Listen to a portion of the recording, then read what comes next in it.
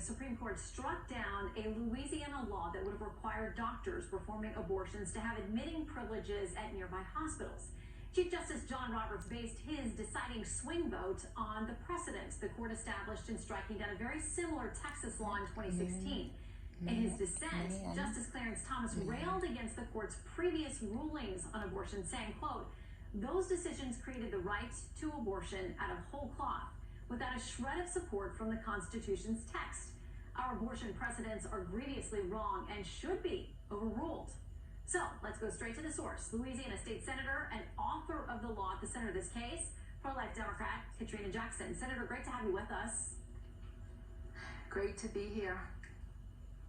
Okay, so I want to read from Justice Breyer, wrote for the majority today, that he said the law got it all wrong, and that's why he found it, and the majority did, unconstitutional. He said, Louisiana's law poses a substantial obstacle to women seeking an abortion, that the law offers no significant health-related benefits, that the law consequently imposes an undue burden on a woman's constitutional right to choose to have an abortion. So as the author of the law, Senator, I ask you for your response. Well, I'm always very respectful of the Supreme Court, but here they just got it wrong. There's no other way to put it.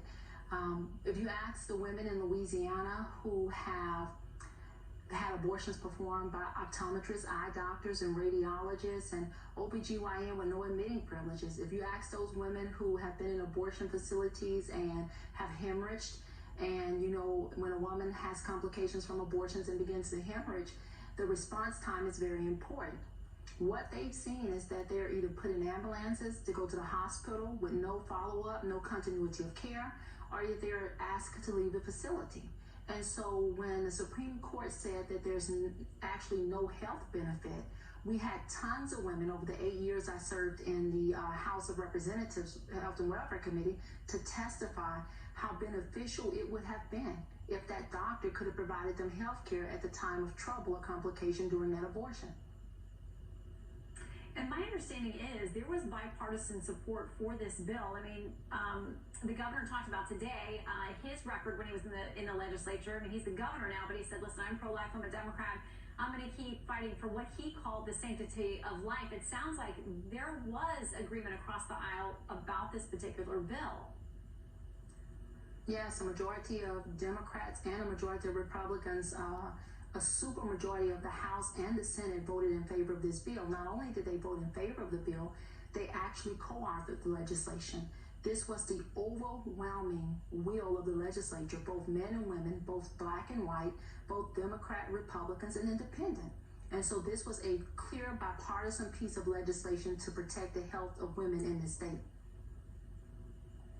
All right, I want to read something from Planned Parenthood today. They say many patients seeking an abortion in Louisiana can, I think they meant to say breathe, this misspelling here, breathe a sigh of relief. Your ability to access abortion shouldn't be determined by where you live, how much money you make, and the color of your skin. And we'll keep working to make that a reality for all people. They're celebrating a big win in this today, Senator. Well, I can tell you this, women as a whole are not celebrating a win. They're celebrating a loss in Louisiana because the United States Supreme Court has told them that they don't have the same standard of health care for women in this state as men. Right now in the state of Louisiana, men who choose to have vasectomies in an outpatient ambulatory surgical center, every doctor that treats them has to have admitting privileges. And so no, women are not celebrating a win, and it's very interesting that Planned Parenthood would say regardless of your financial status when they don't offer free abortions. So no, it's still based on their profits. And whether a woman has an access to what they call a right, which is just really an abortion, is based on whether they can pay Planned Parenthood. That hadn't changed in the state of Louisiana. So when a nonprofit who really operates for profit says that they're offering something to a woman or anyone in the state of Louisiana regardless of their income, it's not true if your price tag is the same regardless of what the woman's income is. Well, you make some interesting points, and I didn't know that about the vasectomies. Learn something new in this job every day. Senator Jackson, we thank you for your time. We appreciate it. Thank you.